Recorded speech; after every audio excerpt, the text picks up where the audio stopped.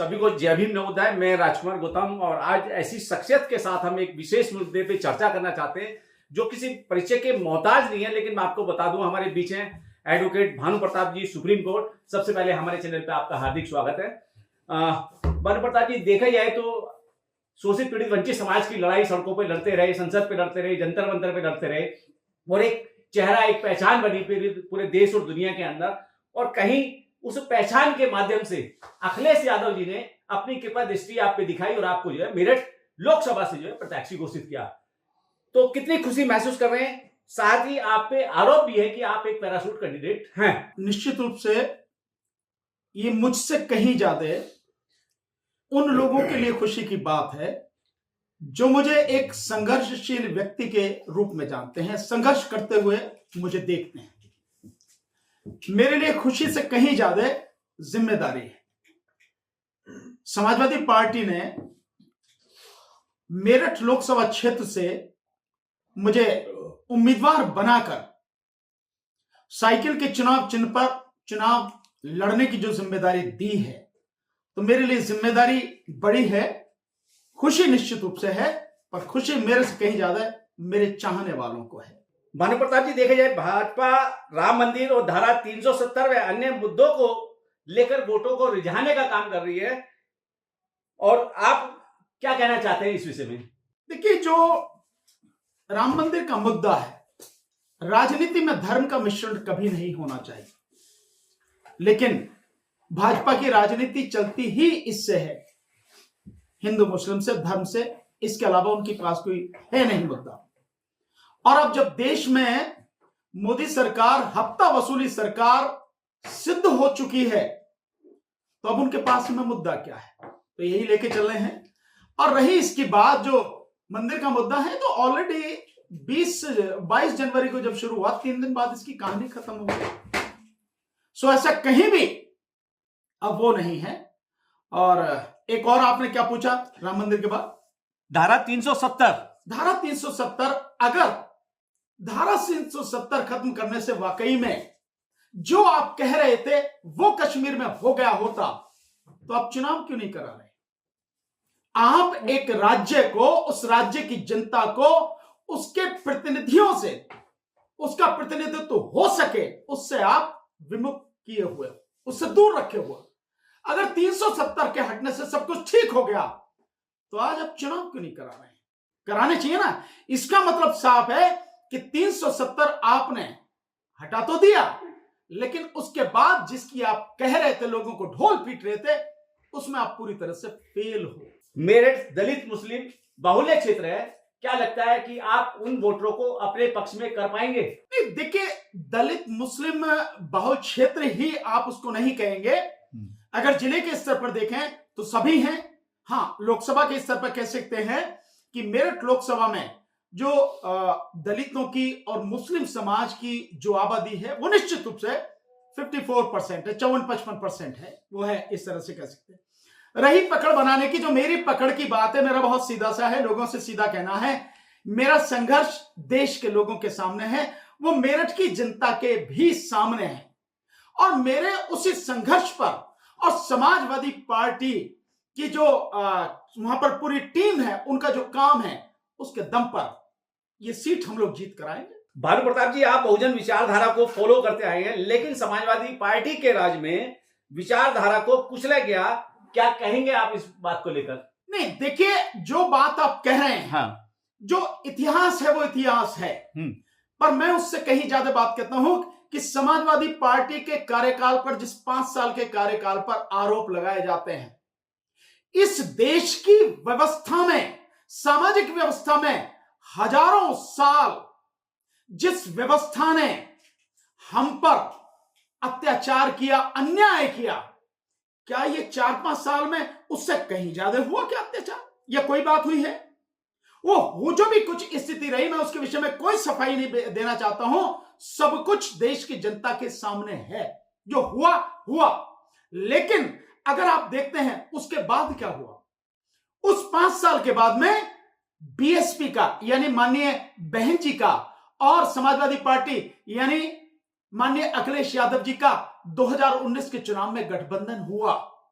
यानी जो कुछ हुआ था पहले उस सब को भूलकर, उस सब से आगे निकलकर, उस सब से कहीं आगे बढ़कर गठबंधन किया गया और गठबंधन करके 2019 का चुनाव लड़ा गया। जो बीच की खाई थी उसको पाटने का काम किया गया। अफसोस, चुनाव के बाद में माननीय बहन जी उस गठबंधन को तोड़कर अलग हो गई। पर आप देखिए उसके बाद से समाजवादी पार्टी के जो राष्ट्रीय अध्यक्ष हैं उनका एक भी स्टेटमेंट बताइए कि बहुजन समाज के विषय में या उस मूवमेंट जो बाबा साहब डॉक्टर अंबेडकर का है या पेरियार, ईवी रामास्वामी नायकर, पेरियार और शाहू जी और बाबा साहब का जो मिशन है उससे अलग हटके कोई बात हुई हो? ऐसा नहीं है ना। कुछ बात हो जाती है या हुई है जान के अनजाने में, जैसे भी हुई है, पर अगर कोई व्यक्ति उससे आगे बढ़कर निकल जाए, उन सारी चीजों को समझ ले कि उससे क्या हालत हो गए, क्या दिक्कतें हुई, और उसके बाद एक उस रास्ते पर जो वाकई में हमारा रास्ता है, बहुजन का रास्ता है, अंबेडकर, शाहू और पेरियार का रास्ता है, उस पर चले, तो इससे बड़ी कौन सी बात। अभी पीडीए की बात की जाए तो क्या अखिलेश यादव इस पर खरे उतर पाएंगे भानु प्रताप जी? मैं निश्चित रूप से मैं तो ये मानता हूं कि अगर जनरल सीट से मुझे उन्होंने जिम्मेदारी दी है, मुझे टिकट दिया है, एक एससी समाज के व्यक्ति को, जब सब समाज के व्यक्ति को जिम्मेदारी अगर उन्होंने मुझे दी है, तो मैं समझता हूं जो पीडीए का नारा वो कह रहे हैं कि पिछड़ा दलित और ओबीसी, पिछड़ा दलित और जो अल्पसंख्यक है, वो जो विचारधारा लेके चले, जिसकी बात वो कर रहे हैं, ये जीता जागता उसका उदाहरण है। भानु प्रताप जी, अखिलेश राज में बहुजन महापुरुषों के नाम से जो जिले बनाए गए थे वो कहीं ना कहीं अखिलेश जी ने बदलने का काम किया और वो बहुजन विरोधी के रूप में ये पूरे देश के अंदर जाने गए। आप इस बात से कहां तक सहमत हैं? देखिए, जो भी है वो इतिहास का हिस्सा है, मैं उसमें कोई सफाई नहीं देना चाह रहा। जो कुछ हुआ इतिहास का हिस्सा है, लेकिन अब उसके बाद क्या हुआ है हमें वो देखने। वही मैंने अभी आपको पीछे बताया कि उसके बाद गठबंधन हुआ, उस गठबंधन को लेकर आगे चले, उस गठबंधन में से बहन जी अपने आप को अलग कर लिया बहन जी ने, लेकिन उसके बाद माननीय अखिलेश यादव जी और समाजवादी पार्टी देखें, बाबा साहब डॉक्टर अंबेडकर, फुले और शाहू उनके मिशन पर लगातार आगे बढ़ रहे हैं, उससे हटे नहीं है। और अब जो पीडीए की बात कर रहे हैं तो पूरा का पूरा बहुजन मूवमेंट है, बहुजन आंदोलन की बात कर रहे हैं। वो आप पर सनातन विरोधी, हिंदू विरोधी वाली जो है वीडियो वायरल की जा रही है और कहीं ना कहीं आपके चुनाव को प्रभावित करेंगी, क्या कहेंगे इस बात को लेकर? देखिए, ये भाजपा की बीमारी है, उनके पास कुछ जो जनता के ज्वलंत सवाल हैं या हम जिन सवालों को खड़ा कर रहे हैं या उनकी गलत नीतियों के खिलाफ जो हम लड़ाई लड़ रहे हैं, संघर्ष कर रहे हैं, उसका उत्तर उनके पास नहीं है।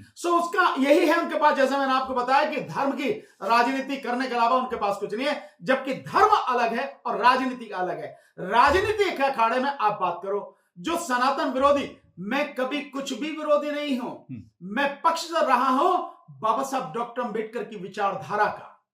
मैं पक्षधर रहा हूं कि इस देश में जो शोषित पीड़ित लोग हैं, जिनके खिलाफ अन्याय और अत्याचार हो रहा है, उनको न्याय मिले, इस देश के लोगों को उनका हक मिले, इस देश की जो दशा है वो सुधरे, लोगों को शिक्षा मिले, लोगों को रोजगार मिले, दवा, डॉक्टर और अस्पताल मिले, लोगों को सुरक्षा मिले, किसानों को उनका हक दिया जाए, मजदूरों को उनका हक दिया जाए, और जो ओल्ड पेंशन स्कीम को लेकर आंदोलन कर रहे हैं लोग, वो ओल्ड पेंशन स्कीम लागू की जाए। वन रैंक वन पेंशन की लड़ाई लेकर जो फौजी 3000 दिन से भी ज्यादा से संघर्ष कर रहे हैं, उनको उनका हक मिले और हकीकत में जो सही स्वरूप होना चाहिए वन रैंक वन पेंशन का, वो लागू किया जाए और हमारे फौजी भाइयों को जिन्होंने अपनी जिंदगी देश के लिए दांव पर लगाई, उनको उनका हक मिले। मैं इसकी लड़ाई लड़ता हूं, मैं इसके लिए काम करता हूं, लेकिन कोई कुछ भी कहता रहे, इससे मुझे कोई फर्क नहीं पड़ता। मैं क्या हूं देश की जनता जानती है,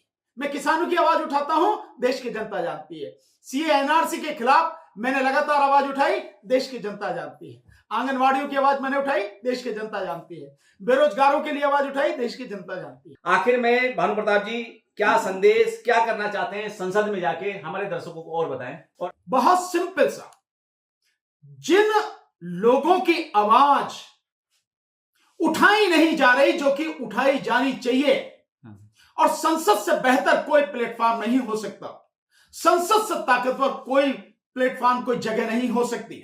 वहां जिस तरह से आवाज उठनी चाहिए, वहां लोगों की आवाज उठाना लोगों के लिए लड़ना, संघर्ष करना, उन्हें उनका हक दिलाने का प्रयास करना, इसके लिए राजनीतिक मैदान में आना जरूरी है। इसके लिए ये लड़ाई लड़ी जा रही है। और ये लड़ाई जो मैं लड़ रहा हूं, मैंने आज तक न किसी जाति विशेष के लिए, न ही किसी धर्म विशेष के लिए ये लड़ाई लड़ी है। ये लड़ाई जाति और धर्म की बंदिशों से दूर होकर जिनको भी सताया जा रहा है, मेरे आकलन के हिसाब से जिनकी संख्या इस देश में 120 करोड़ लोग हैं, उन 120 करोड़ लोगों की आवाज बनकर मैं संसद में गूंजना चाहता हूं, उनको उनका हक दिलाने के लिए संघर्ष करना चाहता हूं, इसलिए मैं मैदान। और आपने आवाज इंडिया टीवी चैनल को अपना कीमती समय दिया, इसके लिए आपका बहुत बहुत धन्यवाद। जय भीम। जय भीम, नमो बुद्धाय।